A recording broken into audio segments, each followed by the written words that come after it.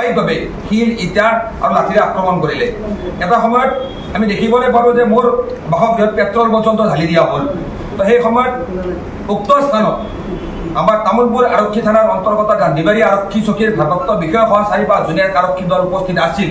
সেই কথা ইতিমধ্যে CCTV ফুটেজ তথা মোৰ ঘৰৰ মানুহে যি মোবাইলত ভিডিঅ' ৰেকৰ্ড কৰিছিলে, ভিডিঅ'ত গোটেইখিনি কথা স্পষ্ট হৈ পৰিছে। কিন্তু আৰক্ষীয়ে সেই উদন্ত যুৱকক নিয়ন্ত্ৰণ কৰিবলৈ যিখিনি ব্যৱস্থা গ্ৰহণ কৰিব লাগিছিল, সেই ব্যৱস্থাখিনি কিন্তু তেতিয়া তেখেতসকলে গ্ৰহণ নকৰিলে।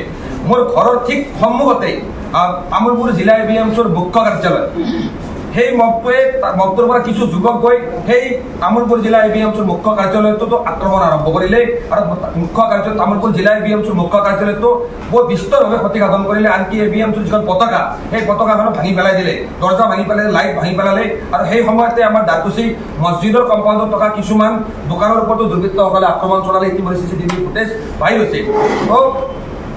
তেনেকুৱা এক সময়ত যেতিয়া তাত ভীষণ এক উত্তপ্ত পৰিস্থিতিৰ সৃষ্টি হ'ল, সেই সময়ত তাত তামোলপুৰ জিলাৰ আৰক্ষী অধীক্ষক, তামোলপুৰ আৰক্ষী থানাৰ ভাৰপ্ৰাপ্ত বিষয়া তথা তামোলপুৰ জিলাৰ শীৰ্ষস্থানীয় আৰক্ষী বিষয়াসকল তাত উপস্থিত আছিল। আৰু সেইসকল ব্যক্তিৰ সন্মুখতে, তামোলপুৰ আৰক্ষীৰ সন্মুখতে মোৰ বাসগৃহৰ ওপৰত আক্ৰমণ কৰিলে, অগ্নি সংযোগ কৰাৰ চেষ্টা কৰিলে, মোৰ পিতৃ মাতৃক হত্যা কৰাৰ চেষ্টা কৰিলে। আৰু এয়া সম্পূৰ্ণভাৱে অৰ্গেনাইজ এক আক্ৰমণ আছিল বুলি ইতিমধ্যে ভিডিঅ'টো স্পষ্ট হৈ পৰিছে। কাৰণ মোৰ ঘৰৰ আক্ৰমণৰ লগত দুৰ্গা পূজাত হোৱা কাজিয়াখনত কোনো ধৰণৰ যোগসূত্ৰ নাই। মই নিজেই সেই তামোলপুৰ অঞ্চলত উপস্থিত নাছিলোঁ।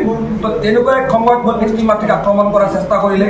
আৰু সেইদিনাখন যদি মই মোৰ বাসগৃহত উপস্থিত থাকিলোহেঁতেন, তেতিয়াহ'লে উক্ত সেই দুৰ্বৃত্তৰ দলটোৱে মোক আক্ৰমণ কৰি হত্যা কৰাৰ দিনাই তেখেতসকল কুণ্ঠাবোধ নকৰিলেহেঁতেন। আৰু এই ক্ষেত্ৰত মই ক'বলৈ বাধ্য হৈছোঁ, তেতিয়ালৈকে দুৰ্গা পূজাত যিখন কাজিয়া হৈছিল, সেই কাজিয়াৰ দুৰ্বৃত্ত গ্ৰেপ্তাৰ নহ'ব, তেতিয়ালৈকে আপোনাৰ বা ABMC কেছটোত আমি একো কৰিব নোৱাৰোঁ। তাৰ মানে কি BTC অঞ্চলত সংখ্যালঘু মুছলমান কি বাচি থাকিব নালাগে? BTC অঞ্চলত আমি ঘৰ বাৰী ঘাটি বাচি থাকিব নালাগে? এই অসমত কি আমি জীয়াই থকাৰ অধিকাৰ নাই? এই প্ৰশ্ন আমি অসমৰ মাননীয় মুখ্যমন্ত্ৰী ডক্টৰ হিমন্ত বিশ্ব শৰ্মা ডাঙৰীয়াক অৱগত কৰাইছোঁ। আজি ABMC সভাপতিৰ ওপৰত ঘৰত যদি এনেকৈ মুকলিভাৱে আৰক্ষীৰ সন্মুখত আক্ৰমণ হ'ব পাৰে, তেনেহ'লে BTCৰ সাধাৰণ সংখ্যালঘু জনতাৰ নিৰাপত্তা ক'ত? আজি ABMC সভাপতিক আজি 7 বছৰ আগতে হত্যা কৰা হ'ল, এজনো হত্যাকাৰী গ্ৰেপ্তাৰ নহ'ল। আজি 4 দিন হৈ গ'ল, মোৰ বাসগৃহত ABMC কাৰ্যালয় ভাগিৰন্ত বন্ধ কৰি দিয়া হ'ল, প্ৰাণী মৰাৰ ভাবুকি দিয়া হ'ল, বিভিন্ন ধৰণে আক্ৰমণ কৰা হ'ল। এনেকুৱা শ্লোগান পৰ্যন্ত দিয়া যে তাইচৰ ওচৰতে হত্যা কৰি পেলোৱা হ'ব। সকলো নাম, ফটো, ভিডিঅ' তেওঁলোকে যিবিলাক কথা কৈ আছিলে, ভিডিঅ' পৰ্যন্ত আৰক্ষীৰ হাতত মজুত আছে। কিন্তু এতিয়ালৈকে কোনো এজন দুৰ্বৃত্তৰ বাসগৃহলৈকে আৰক্ষী গৈ সেই দুৰ্বৃত্তজন এইজন ঘৰত আছে নে নাই, সেই ন্যূনতম অনুসন্ধানখিনিও তামোলপুৰ আৰক্ষীয়ে কৰা নাই। কোনোবা ৰাজনৈতিক শক্তিয়ে, কোনোবা ৰাজনৈতিক নেতাই আচলতে তামোলপুৰ আৰক্ষীক কোনোবা দিশত পৰিচালনা কৰিছে নেকি বুলি আমি ABMCৰ প্ৰশ্ন উত্থাপন কৰিছোঁ। আৰু এটা কথা স্পষ্টভাৱে ক'ব বিচাৰিছোঁ যে উক্ত ঘটনা এক দুৰ্গা পূজাৰ ঘৰত হোৱা কাজিয়া, আৰু সেই দুৰ্গা পূজাৰ কাজিয়াৰ লগত কোনো যোগসূত্ৰ নাথাকে মোৰ ঘৰত আৰু তামোলপুৰ জিলা ABMC কাৰ্যালয়ত যে আক্ৰমণ হ'ল, এই আক্ৰমণত জড়িত দুৰ্বৃত্তক 100% চৰকাৰখনে গ্ৰেপ্তাৰ কৰিব লাগিব, গ্ৰেপ্তাৰ কৰিব লাগিব। আৰু এই ঘটনাৰ লগত জড়িত থকা যিখিনি আননেচেচাৰী যিসকল ব্যক্তিৰ কোনো যোগসূত্ৰ নাই, সেইসকল ব্যক্তিৰ ঘৰত বৰ্তমান সময়ত তামোলপুৰ আৰক্ষীয়ে অত্যাচাৰ কৰি আছে।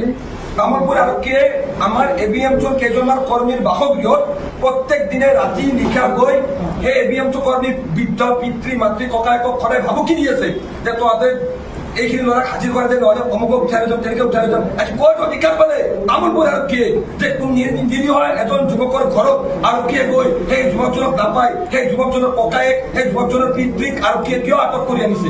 সেই প্ৰশ্ন আমি ABMCয়ে উত্থাপন কৰিছোঁ। আমাৰ কথা স্পষ্ট, আইন সকলোৰে বাবে সমান হ'ব লাগে, আইনৰ শাসন 100% প্ৰতিষ্ঠিত হ'ব লাগে। তামোলপুৰ আৰক্ষীয়ে বৰ্তমান সময়ত যি পক্ষপাতমূলক আচৰণ কৰিছে, এই বিষয়খিনিৰ ওপৰত আমি ABMCয়ে অসমৰ মুখ্যমন্ত্ৰী মাননীয় ডক্টৰ হিমন্ত বিশ্ব শৰ্মা, অসম আৰক্ষীৰ DGP মাননীয় GP সিং ডাঙৰীয়া, আমাৰ স্পেচিয়েল DGP মাননীয় হীৰেন নাথ ডাঙৰীয়াৰ প্ৰত্যক্ষ হস্তক্ষেপ আমি কামনা কৰিছোঁ। নহ'লে যি ঘটনা তামোলপুৰত সংঘটিত হৈছে, যি ঘটনাত তামোলপুৰ আৰক্ষীয়ে যিখিনি ব্যৱস্থা গ্ৰহণ কৰিব লাগিছিল, সেই ব্যৱস্থা গ্ৰহণ কৰা নাই। সাধাৰণ ৰাইজৰ কিন্তু আৰক্ষীৰ পৰা কিন্তু বিশ্বাস উঠি যাব। আজি মোৰ বাসগৃহত আক্ৰমণ হৈছে, মোৰ দায়িত্ব আছিল যিখিনি প্ৰমাণ তথ্য লাগে আৰক্ষীক দিছোঁ, ভিডিঅ' ফুটেজ দিছোঁ, নিজৰ ঘৰখন আমি নিজে ৰক্ষা কৰিছোঁ। তাৰ পিছতো যদি আৰক্ষীয়ে সকলো তথ্য থকাৰ পিছতো সেই দুৰ্বৃত্তক আক্ৰমণ কৰা, দুৰ্বৃত্তক আটক কৰা, গ্ৰেপ্তাৰ কৰাৰ ক্ষেত্ৰে কোনো ব্যবস্থা গ্ৰহণ নকৰে তার মানে কি আরক্ষীয়ে সেই দুর্বৃত্তক কি রক্ষণাবেক্ষণ দিছে নেকি, কোনোবা রাজনৈতিক দলের দ্বারাই পরিচালিত হচ্ছে নাকি? এই কারণে আমি স্পষ্টভাবে এবিএমসি করছি যে সমগ্র ঘটনার এক জুডিশিয়াল এনকোয়ারি আমি এবিএমসি দাবি কৰিছো, এবিএমসি ন্যায়িক তদন্ত বিচাৰিছো, নিৰপেক্ষভাৱে এক তদন্ত হ'ব লাগে। বৰ্তমান সময়ত তামোলপুৰ আৰক্ষীয়ে যি তদন্ত প্ৰক্ৰিয়া আগবঢ়াই লৈ গৈছে সেই তদন্ত প্ৰক্ৰিয়াত আচলতে আমাৰ সন্দেহ আছে।